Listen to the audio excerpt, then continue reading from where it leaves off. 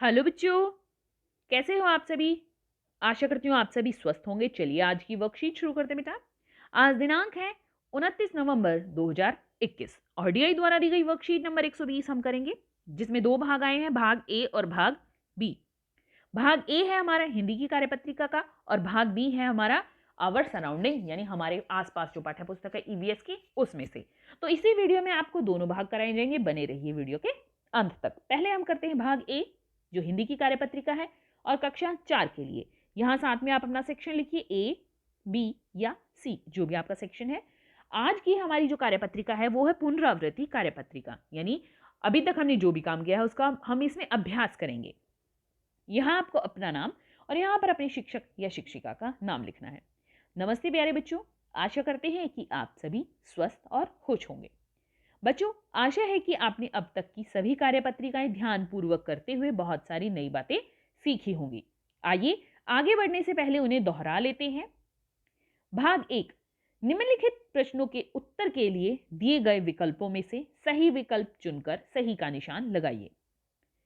इसमें पहला भाग है, नीचे दिए गए शब्दों में से व्यवहार शब्द का अर्थ क्या है। व्यवहार का अर्थ तरीका नहीं, भरोसा नहीं, गुस्सा नहीं। व्यवहार का अर्थ है बर्ताव। बर्ताव किसका अर्थ है? व्यवहार का, कि वो उसके साथ, बच्चों के साथ या बड़ों के साथ अच्छा व्यवहार करता है, अच्छा बर्ताव करता है। अगला है, नारियल वाले ने भीखू भाई को नारियल का क्या दाम बताया। तो नारियल वाले ने भीखू भाई को नारियल का क्या दाम बताया? 7 रुपए नहीं, 5 रुपए नहीं, 9 रुपए नहीं, 2 रुपए बताइए। कितने रुपए दाम बताया? 2 रुपए। अगला है, इस चिन्ह का क्या नाम है। तो ये चिन्ह है, अगले प्रश्न में ये पूछा है कि इस चिन्ह का क्या नाम है। प्रश्नवाचक चिन्ह, प्रश्नवाचक ये होता है नहीं। विस्मयादिबोधक चिन्ह, विस्मयादिबोधक चिन्ह होता है इस तरह से, ये भी नहीं है। अल्प विराम चिन्ह, अल्प विराम होता है इस तरह से कि वहां पर थोड़ा सा रुका जाए, नहीं। ये है पूर्ण विराम चिन्ह इस तरह से, ठीक है, ये है पूर्ण विराम चिन्ह। अगला है, निम्नलिखित में से किस चिन्ह का प्रयोग दुख, आश्चर्य, खुशी, घृणा आदि भावों को प्रकट करने के लिए किया जाता है। तो दुख, आश्चर्य, खुशी, घृणा आदि भावों को प्रकट करने के लिए किस चिन्ह का प्रयोग किया जाता है? पूर्ण विराम का? नहीं, पूर्ण विराम का प्रयोग किया जाता है जब कोई वाक्य खत्म हो जाता है। प्रश्नवाचक का? नहीं, प्रश्नवाचक का कब प्रयोग किया जाता है? जब कुछ पूछा जाए। अल्प विराम का? अल्प विराम का वहां पर प्रयोग किया जाता है जहां पर हमें थोड़ी सी देर रुकना हो। विस्मयादिबोधक चिन्ह का हम प्रयोग करते हैं कब? आश्चर्य, दुख, खुशी, घृणा आदि भाव को प्रकट करने के लिए। भीखू भाई का स्वभाव कैसा था? दानी? नहीं, वो बिल्कुल दानी नहीं थे। खर्चीला? नहीं। बेवकूफ? नहीं, वो कंजूस थे, क्योंकि उन्हें नारियल चाहिए था, 2 रुपए में मिल रहा था, लेकिन उन्हें चाहिए था 1 रुपए में, 50 पैसे में, 25 पैसे में और मुफ्त में भी लेना चाहते थे। वो नारियल अंत में मुफ्त में लेने की चाह में पेड़ पर चढ़ गए, तो वो कंजूस थे। आगे है, सुनीता को अमित कहां पर मिला था? बाजार में, खेल के मैदान में, घर पर, स्कूल में। तो सुनीता को कहां मिला था? बाजार में नहीं, घर पर नहीं, स्कूल में नहीं, खेल के मैदान में मिला था। तो एक बार फिर से मैं इनके उत्तर बता देती हूं आपको। देखिए, व्यवहार का अर्थ है बर्ताव और नारियल वाले ने भीखू भाई को नारियल का दाम बताया था 2 रुपए। इस चिन्ह का नाम है पूर्ण विराम चिन्ह। और अगला प्रश्न है, दुख, आश्चर्य, खुशी, घृणा आदि भाव को प्रकट करने वाले चिन्ह का विस्मयादिबोधक चिन्ह नाम होता है और ये इस तरह से लगाया जाता है। भीखू भाई कंजूस, भीखू भाई का जो स्वभाव है वो कैसा था? कंजूस। सुनीता को अमित कहां पर मिला था? खेल के मैदान में। आगे देखते हैं भाग 2। पाठ के आधार पर निम्नलिखित प्रश्नों के उत्तर दीजिए। जैसे पहला प्रश्न है, सुनीता कौन कौन से कार्य या काम स्वयं करती थी। तो आप देखेंगे कि पाठ में सबसे पहले ही बताया गया है कि सुनीता कपड़े बदलना, जूते पहनना, ये कार्य उसके लिए कठिन थे, लेकिन वो स्वयं करती थी। तो क्या क्या करती थी? कपड़े बदलना, कपड़े बदलना या कपड़े पहनना, ठीक है, बदलना भी लिख सकते हैं और पहनना भी लिख सकते हैं। और क्या करती थी वो? जूते पहनना, जूते पहनना, ये कार्य वो अपने आप करती थी। ठीक है, आगे देखिए। अगला प्रश्न है, ऊंट वाले और घुड़सवार ने भीखू भाई से क्या वादा किया था। तो भीखू भाई पेड़ पर लटके हुए थे, फिर ऊंट वाला और घुड़सवार उनकी मदद करने आए थे, लेकिन वो भी पेड़ पर लटक गए। तो ऊंट वाले और घुड़सवार ने क्या वादा किया था? ऊंट वाले ने कहा था कि अगर वो पेड़ नहीं छोड़ेगा तो वो उसे 100 रुपए देगा, और घुड़सवार ने उसे 200 रुपए देने की बात कही थी कि अगर वो पेड़ नहीं छोड़ेगा तो वो 200 रुपए देगा। तो यहां पर आप किस तरह लिखेंगे इसको? ऊंट वाले, तो आप क्या करेंगे, इस तरह भी लिख सकते हैं कि ऊंट वाले और घुड़सवार ने भीखूबाई से पैसे देने का वादा किया था। दोनों ने पैसे देने का वादा किया था। तो अगर हम अलग अलग लिखेंगे तो इस तरह लिखिए, ने ऊंट वाले ने कहा था कि, या कहा कि अगर वो पेड़ नहीं छोड़ेगा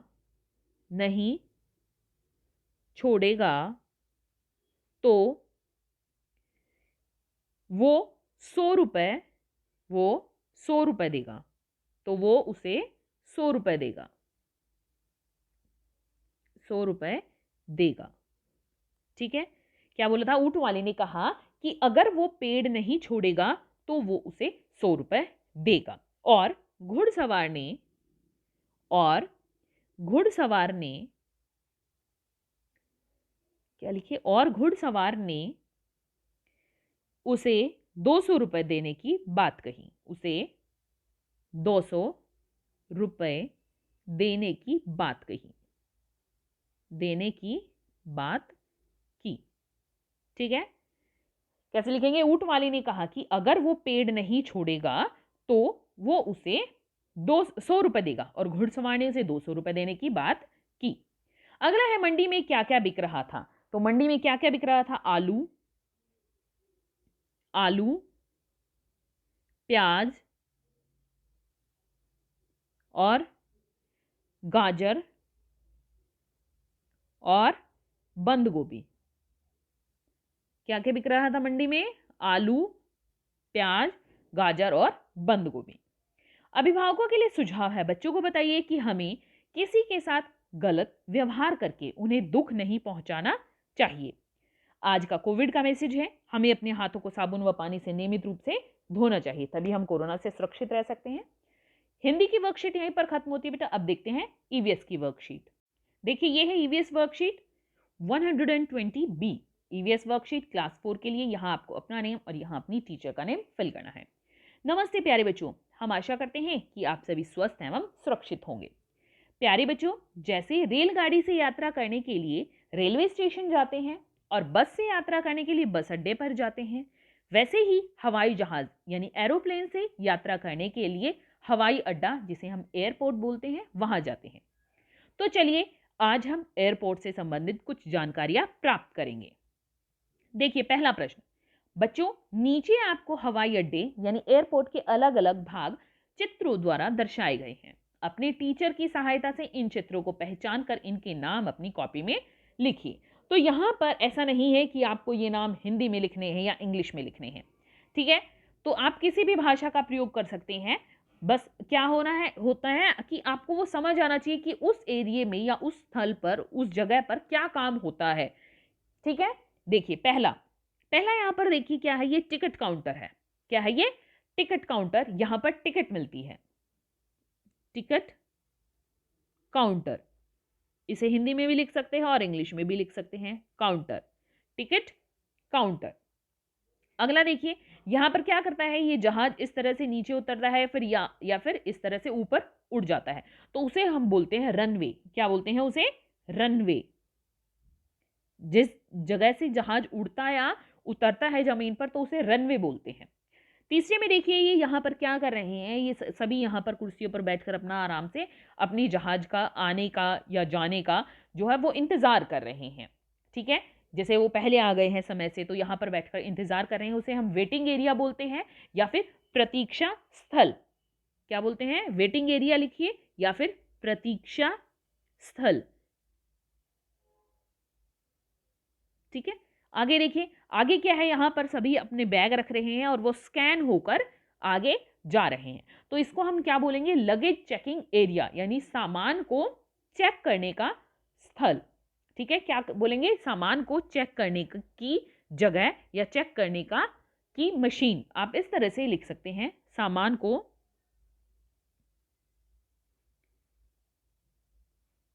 चेक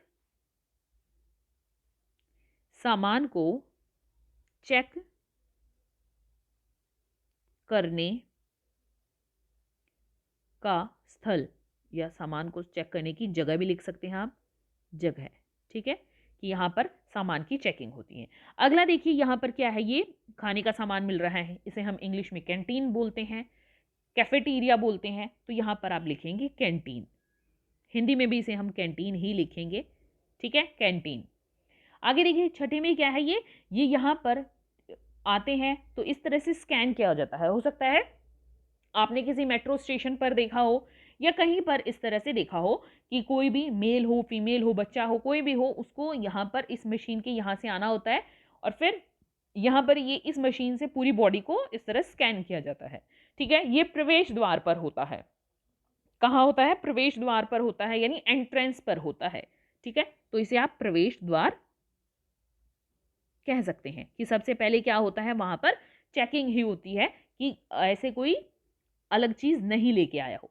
तो क्या है, पहला देखिए, पहला है हमारा टिकट काउंटर, दूसरा रनवे, तीसरा वेटिंग एरिया यानी प्रतीक्षा स्थल, अगला है हमारा लगेज चेकिंग एरिया यानी सामान को चेक करने का या सामान की जांच करने का स्थल। ठीक है, अगला देखिए, अगला है हमारे कैंटीन या कैफेटेरिया, फिर उससे अगला है हमारा क्या है, प्रवेश द्वार। आगे देखिए भाग 2, बच्चों, हवाई यात्रा में बहुत से लोगों और वस्तुओं की आवश्यकता होती है।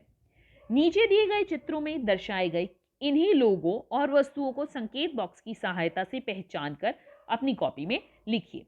तो ऐसा नहीं है कि जैसे हम बस में कहीं जा रहे हैं कि बस में बैठे और टिकट ली और चलो, नहीं, हवाई यात्रा में हमें कई चीज़ों का प्रयोग करना होता है, कई चीज़ें हमें चाहिए होती हैं। देखिए, जैसे अब यहाँ पर हिंट बॉक्स देखो, पहले क्या है, हवाई जहाज, एरोप्लेन, एयर हॉस्टेस, इसको हिंदी में भी एयर हॉस्टेस बोलते हैं, इंग्लिश में भी, पासपोर्ट, हिंदी और इंग्लिश दोनों में पासपोर्ट, यात्री का सामान, पैसेंजर, लगेज, बोर्डिंग पास और ट्रॉली। ठीक है, अब हमें क्या बताना है कि कौन सी चीज क्या है। ये देखिए, अब पहला है ये, इनको हम बोलते हैं एयर हॉस्टेस। क्या है ये है एयर हॉस्टेस। ठीक है, जहाज में अंदर खाना देने का या फिर अगर हमें कोई दिक्कत हो रही है तो उसका हमें इनको बताना होता है, एयर होस्टेस को बताना होता है। आगे है दूसरा, देखिए, ये है हमारा पासपोर्ट। क्या है ये? पासपोर्ट। जब हम कहीं बाहर जाते हैं तो हमें पासपोर्ट की जरूरत पड़ती है, जहाज से हम बाहर जाते हैं।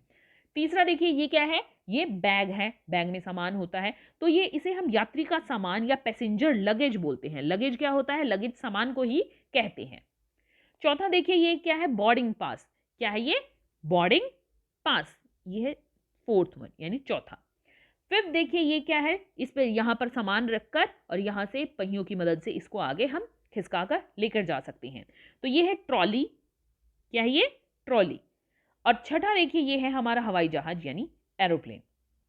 एक बार फिर से बता देती हूं मैं, air hostess, passport, passenger luggage यात्री का सामान, बोर्डिंग पास, ट्रॉली और एरोप्लेन यानी हवाई जहाज। एक्टिविटी है, घर में उपलब्ध पुराने कागजों व अन्य चीजों से एक हवाई जहाज का मॉडल बनाइए और अपने अध्यापक या अध्यापिका के साथ साझा कीजिए। देखिए, हमने ऐसा बनाया है, तो इस तरह से आप क्या बना सकते हैं, एक हवाई जहाज का मॉडल बनाइए और उसका कोई चित्र आप अपने अध्यापक या अध्यापिका के साथ साझा कीजिए। अभिभावकों के लिए सुझाव है, बच्चों के साथ एयरपोर्ट पर काम करने वाले लोगों की भूमिका के बारे में चर्चा कीजिए कि उनकी क्या जरूरत है, हम वहां पर उनको क्यों उनकी मदद लेते हैं और वो वहां पर क्या काम करते हैं, इसकी चर्चा आप बच्चों के साथ कीजिए। आज का कोविड का मैसेज है कि जब भी हम घर से बाहर जाएं हमें सोशल डिस्टेंस मेंटेन रखना चाहिए, तभी हम कोरोना को हरा सकते हैं। आज की वर्कशीट यहीं पर खत्म होती है बेटा, फिर मिलते हैं एक नई वर्कशीट के साथ। तब तक के लिए अपना ध्यान रखना। धन्यवाद।